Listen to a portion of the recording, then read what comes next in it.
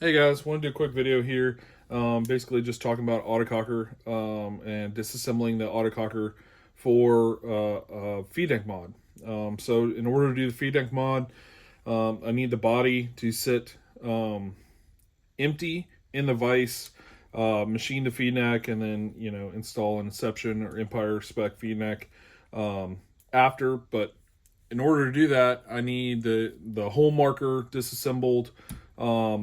And need the body empty in order to blow all the chips out, make sure it's super clean, so that when you put your internals back in, that you don't accidentally cut an O-ring. So what I want to do is I just want to show you some tips here to disassemble your autococker and kind of keep the majority of the things in time. So this is for the customers that already have a working gun, kind of want to keep it working, that aren't super familiar with timing and that kind of thing. So what we're going to do is we're going to remove the trigger frame. So the rear screw, the front screw. Keep both those screws in the frame. We're going to remove the regulator, cocking rod, bolt pin, the bolt. Then what we're going to do is we're going to remove the front block here.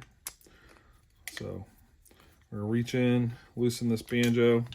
Now this marker was sent in by a customer, and he wanted me to do a full assembly, and I wanted to do full assembly and then kind of show you how you can take it back apart without going too crazy. So I'm going to keep all the pneumatics on there, and then I'm going to twist my back block and then just pull off the front. So all the pneumatics are still there.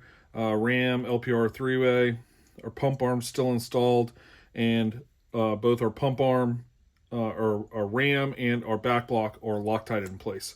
So we don't have to worry about those coming loose.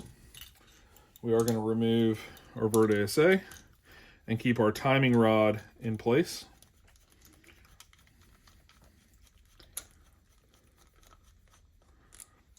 So this will keep our timing here. And then from here, now we need to remove the detent, and we're going to remove the internals. When you go to remove the internals, you want to count the number of turns to turn your IVG to flush. Make sure you make a note on a piece of paper. Text it to yourself, whatever you got to do to make sure that you keep this number and the number of lug turns. So we're going to remove this. So that's going to be 1, 2. So it looks like about 2 turns to flush. So we're going to make a note of that mentally here. All right, and then the next thing we're going to do is we're going to remove our hammer, and we're going to count the number of turns. Typically this is around 4 turns. So 1, 2, 3, 4. And so we are raising that lug so that the hammer can slide out. So there we go, that's removed. Now we're going to remove our retaining screw. And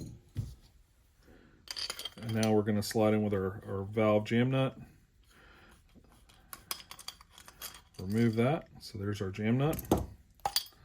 There's our valve with our valve stem and our spring. So there we go. So that is everything completely disassembled in both upper and lower tube.